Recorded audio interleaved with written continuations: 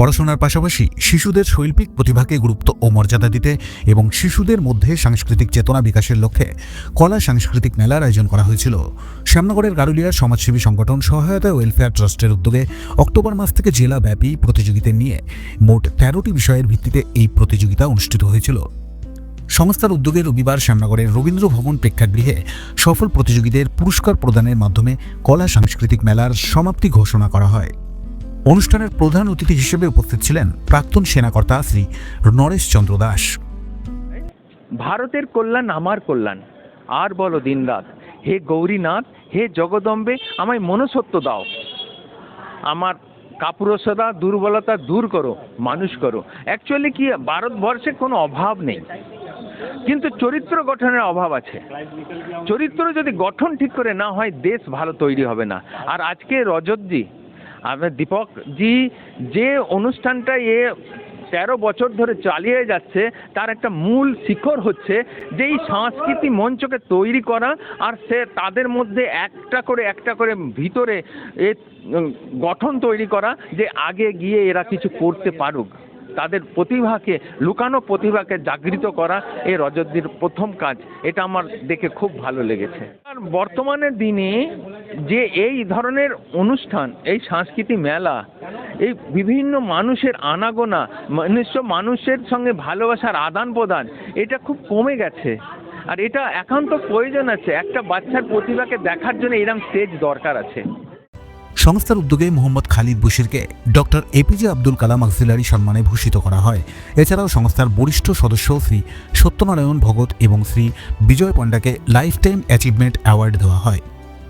অনুষ্ঠানের মূল পর্বে 245 জন সফল প্রতিযোগী ও প্রতিযোগিনীদের হাতে পুরস্কার ও মানপত্র তুলে দেওয়া হয়। এছাড়াও বিভিন্ন স্কুলের শিক্ষক শিক্ষিকা থেকে সমাজসেবক ও সাংবাদিকদের সম্বর্ধিত করা হয়।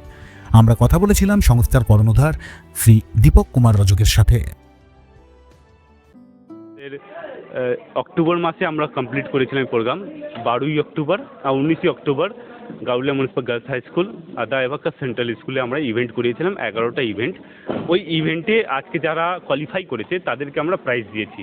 245 জন ছেলেমেয়েদেরকে প্রাইজ দিয়েছি, 1900 জন পার্টিসিপেট নিয়েছিল।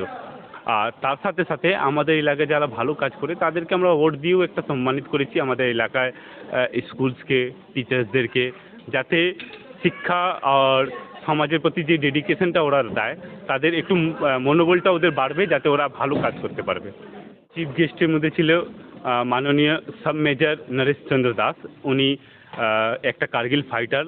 তারপরে শ্রীলঙ্কা সিভিল ওয়ারেও উনি ছিলেন, এর সাথে আরেকটা যুদ্ধ উনি রয়েছেন। আমাদের চিফ গেস্টের মধ্যে উনি ছিলেন। তারপরে আমাদের সমাজে আর বিভিন্ন সব স্কুলের শিক্ষক, সমাজসেবীরা এখানে এসেছিলেন। আমাদের কার্যক্রমে আমরা মেসেজ দিতে চাইছি, যাতে সমাজের যেই কালচারটা আমরা বিলং করি, ভারতের যে সংস্কৃতি, ওই সংস্কৃতিটা আমাদের যাতে লোকের কাছে বজায় থাকুক।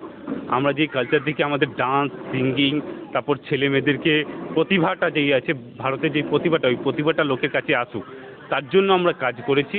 আমরা চাই কি আমরা আগেও এই বিষয়ে কাজ করতে থাকবো। আর সমাজে প্রতিটা লোকের সঙ্গে আমরা আহ্বান জানাই কি আসুক, আমাদের সঙ্গে যুক্ত হোক। আমরা আর বড় করে এই ইভেন্টগুলো করি, যাতে আমরা সবার কাছ থেকে অনুরোধ জানাই।